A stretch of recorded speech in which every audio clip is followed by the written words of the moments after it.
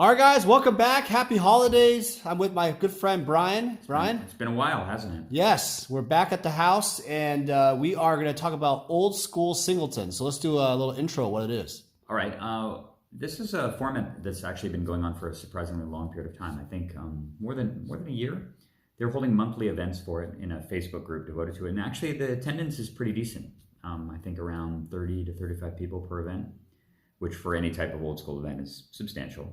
But what they wanted to do is they wanted to create a spin on old school where I think that for most people, regardless of whether or not it's Atlantic rules, Pacific, Eternal Central, Swedish, whatever, most of the formats feel pretty solved at this point. And so they wanted to go and try out some other relatively innovative things with the old school format to see what people come up with. And so what they actually created was a hybridization of old school, and probably the closest, most analogous thing is Canadian Highlander. Canadian Highlander is a singleton format with a points list. So it's pretty fluid, changing all the time, but basically in Canadian Highlander you have a 10-point allowance, and certain cards, the most expensive cards I think cost as high as 7 points on the list, and all the way down to 1. And when you're constructing your deck, it's basically vintage rules. You can play with Black Lotus if you want to, although I think the Black Lotus is 7 of your 10 points. And once your cards add up to 10 points, you can no longer add any cards from the points list. You can, however, play with anything else that's legal in vintage. And so the old school singleton format is essentially that, although not with a 10 points list, it's with a 7 points list, which is kind of arbitrary. And you can, of course, adjust the points of certain cards so that it still works within the confines of 7 points. Primarily, the point of it is that you want a certain category of cards to be so expensive that you can't play with 2 of them in your deck, because and so in the case of Old School Singleton, there are 4 cards that cost 4 points each out of the 7. Do you want to try to guess what they are? Ancestral? That's 1. Time Walk? Close. That's 3. 3 mana. We're not talking about mana. We're talking about points. You get a 7-point allowance. So this is a card that cards. Yeah, a card that uses up 4 of your 7. Any of the Power 9? Mind Twist. Mind Twist is 3, so that's close. Demonic Tutor? Also 3. Think of Moxes. 3 as well, and I think that's actually a little high, having played the format of it. I feel like Moxes are probably better at 2. All right, what are the other 3 4s? Library of Alexandria. Oh, okay. Sol Ring. What am I doing? Yeah. And Black Lotus. Okay, got it. And I think objectively, right, that makes sense. I think the Black Lotus probably doesn't deserve to be worth 4, because in regular old school, which is a far more deterministic format than Singleton, you very often draw Black Lotus early and there's nothing to do with it. You just play it. Library should be 7 points, to be honest. Well, I think that the card, you're right in the sense the card is overridingly powerful, and obviously Strip Mine is restricted by default because it's a Singleton format. So it is a 60-card format, though, under something like, say, Alpha 40. It is a 60-card format, so you don't see the library a lot, but yeah, it's insane. However, by the nature of the format, I don't know if Library is the best card, because Singleton it's just a strange format. The way the decks play out, card draw in general is powerful, but it's not as impactful actually as it is. Particularly a lot of early card draw is not as good as it is in old school. And the reason is because all of the acceleration is restricted. Right. Including Felwarstone, Sol Ring, all the Moxes essentially are all restricted. You can't really afford to play a lot of fast mana in your deck. Yeah. And unless you're playing green, there just aren't any fast mana cards yet. So that means that if you play this is something I encountered early on with playtesting decks, is that when you cast Ancestral early in the game, you often have to discard because you just have no plays. So that means that actually Ancestral Recall is not a term when playing this format unless you mulligan. So anyway, I've been working on decks. The first deck I built was just a very early rough draft. I played in an event. The deck performed pretty well, but I had issues with mana, particularly with colored mana. So I had to scale my deck, the ambitions of my deck back substantially. And the version that I'm currently playing, and actually I just got entered in another online event, is just straight blue-white. Blue-white straight up. And you are going to be playing a mono-red, which I think this is pretty much, in my opinion, the consensus best archetype in the format. Mono-red is extremely good because it has early aggression, it has early pressure, it has a lot of homogeneity throughout the whole deck. A lot of the cards work kind of the same. So you can just draw a lot of very similar threats and answers, and they all kind of are interchangeable. Like a Fireball and a Disintegrate and a Lightning Bolt all kind of work the same early. And a 2/2 for 2 mana, or a 2/2 flyer for 3 mana, like a Granite Gargoyle. They're all kind of the creatures are all kind of interchangeable. Right. Uthden Troll, Granite Gargoyle, they're all kind of problematic, but they none of them are particularly overridingly powerful. But they're very there's a homogeneity to it that exists in mono red that you don't see in other colors. Where particularly in a blue-white deck, you have to draw the right threats and the right answers and so on. Well, let's try it out. Let's try it out, and then let me just roll here first. Figure it out. I'm at 18. All right, what's Brian's? Brian's a professional crafts player. 18. Here, roll for me. Go ahead. This is Daniel's roll. God. 5. And my roll. 11. Look at that. All right, there we go. Enjoy the video, guys. Game coming. Vintage Magic. Game. Collect. Invest. For more information about our consulting and professional services, visit vintagemagic.com.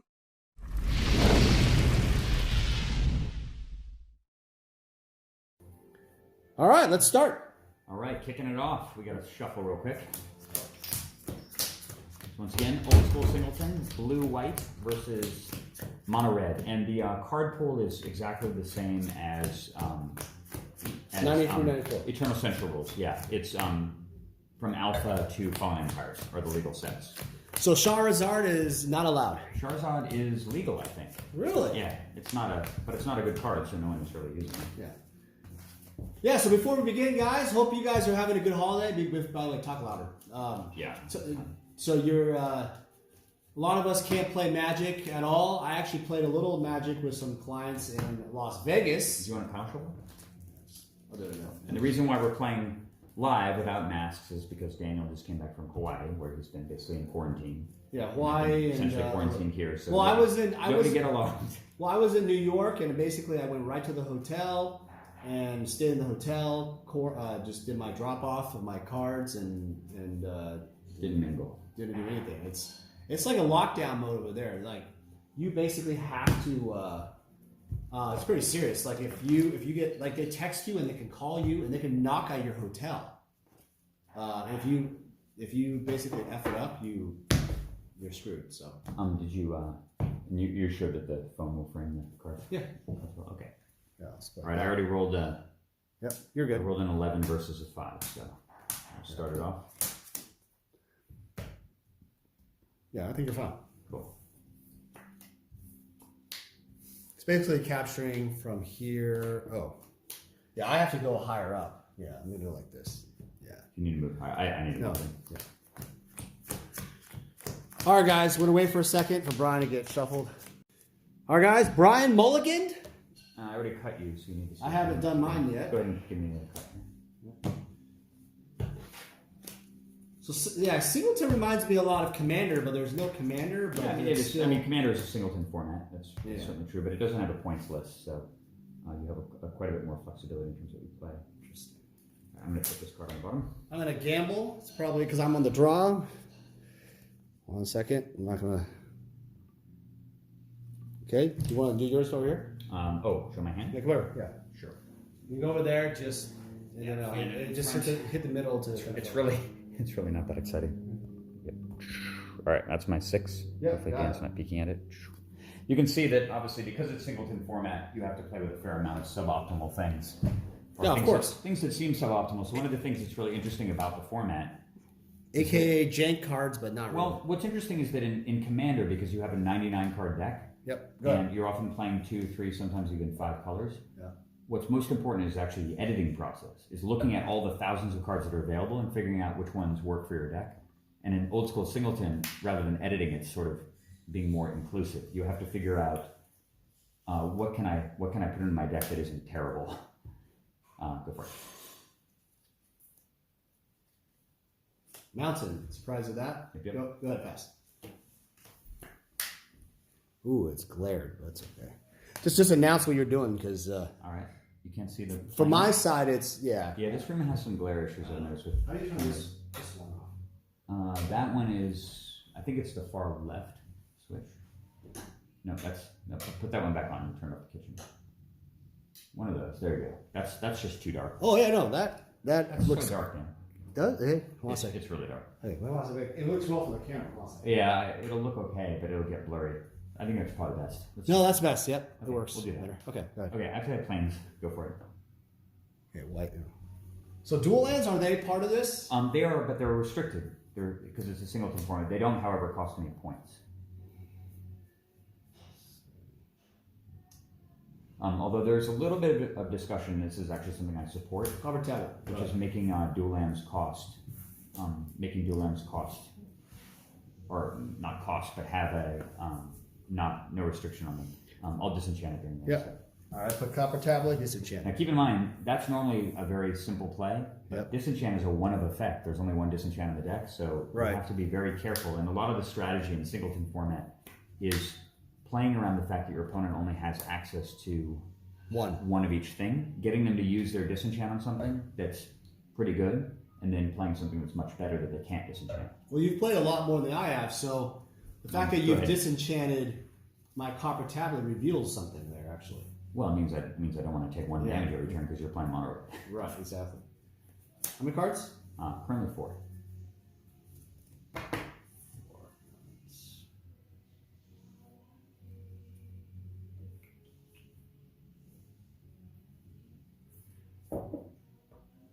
Ball lightning? Yeah, I gotta think about whether or not I care. There's a big chunk of damage, but Ball lightning, guys. it is basic. I'll take it. I got Good. 14. Good.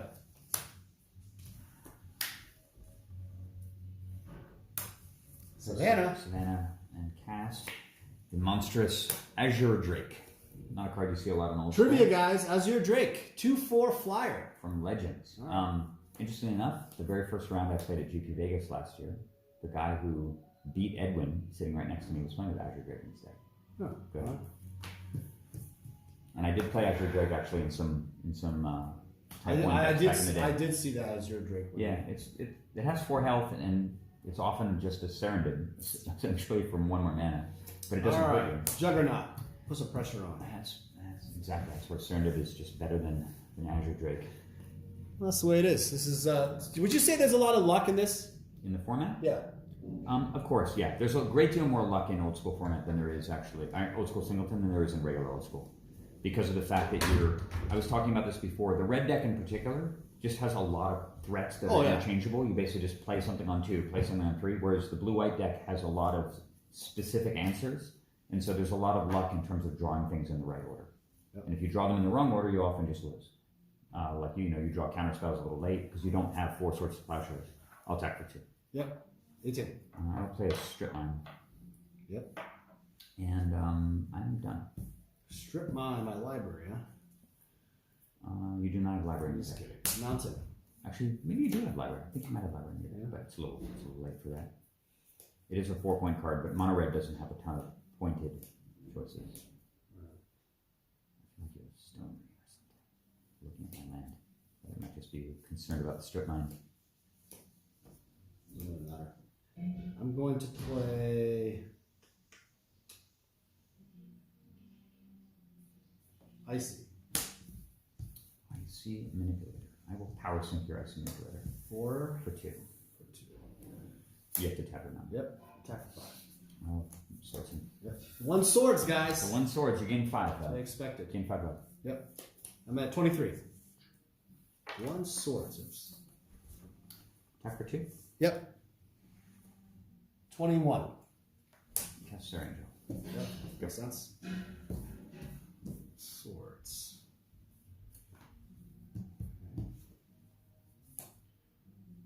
And you're actually playing a deck that is, I think, card for card, the deck that won the last event, beating a friend of mine playing a deck nearly identical to this one, 3-0. Suchi. Yep. Go ahead. Suchi. And there is mana burn in this format. Attack for 6. Yep. Take it. That was a 21, so I'm at Tiny 15. bit. 15. Then we cast an Argivian Archaeologist. Yep. Just because. Done.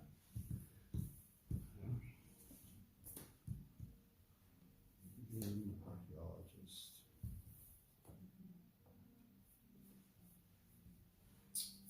Granite Gargoyle? Yep. It's quite good. 2/2. 2/2 flyer, it's pumpable. You have to pay 3 mana for it, though. Yep. It's not free.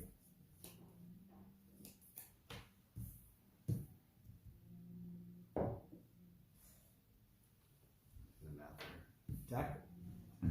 Go ahead.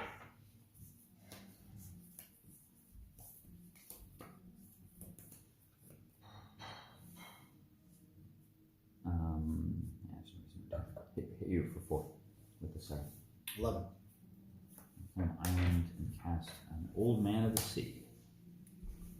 What does that do again? It's a 2/3, and you can tap it to gain control of a creature with power equal to or less than the Old Man's power.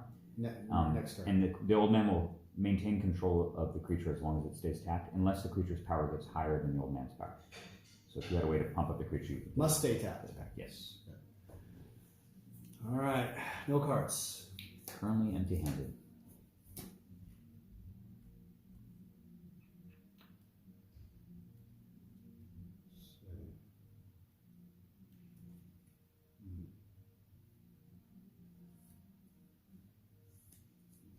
Problem. That shouldn't. Shivan. You mean Shivan in your hand? I mean, Sarah. Where was that? No, I mean, whatever. She looks the same. You can put it on the table. You probably have a Shivan in your hand. But I can't. I can't cast it anyway. I know. That's the reason why I stripped mine to go. Oh, but you can tap and control a creature. I can steal the Granite Gargoyle, yeah. And then instantly. Like after. At instant speed, yeah. Yeah. Interesting. That's really freaking annoying.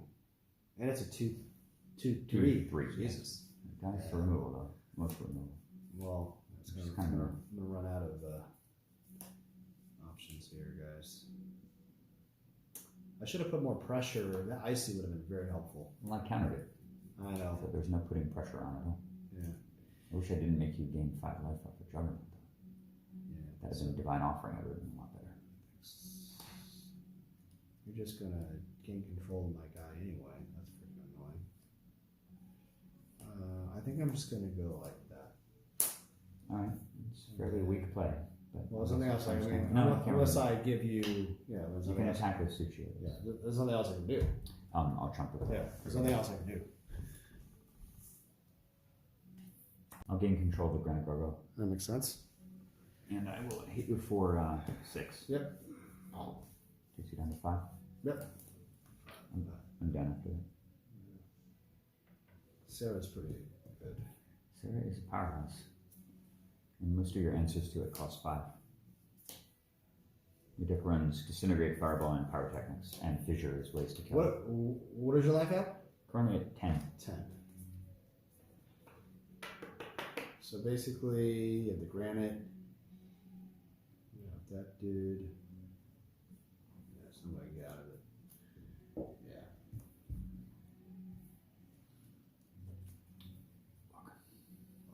Yeah, I'll take 2 from you. Yeah. For 8. Yeah, you got it.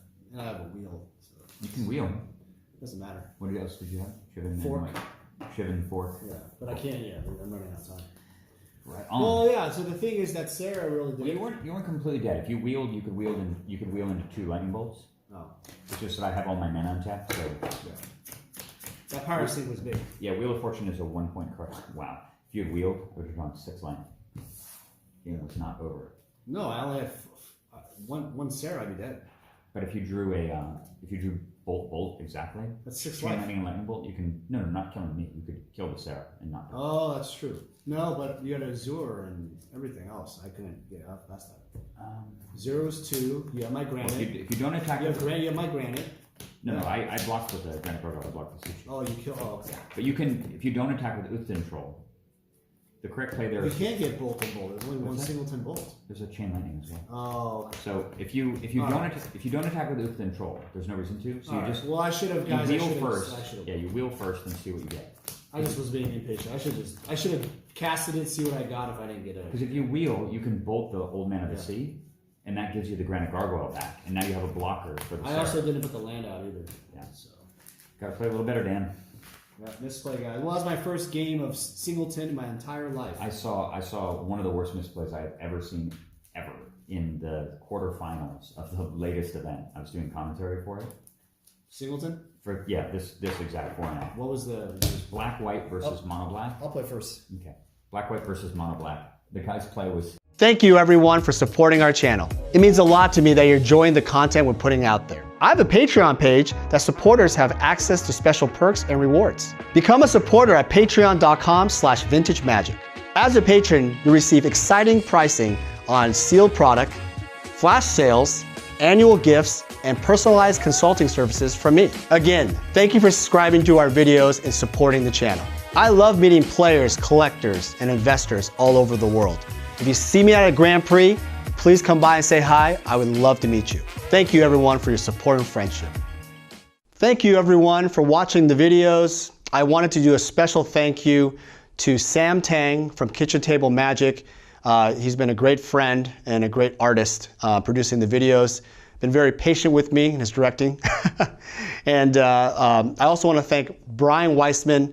Brian and I have become friends out of this, and I've learned a lot from him. And he's spent countless hours sharing his knowledge and wisdom. Without you guys and the support of my Patreon, this would never be possible. If you guys have additional comments or suggestions, I'd love to hear from you guys. Just go to vintagemagic.com and go to the Contact Us page.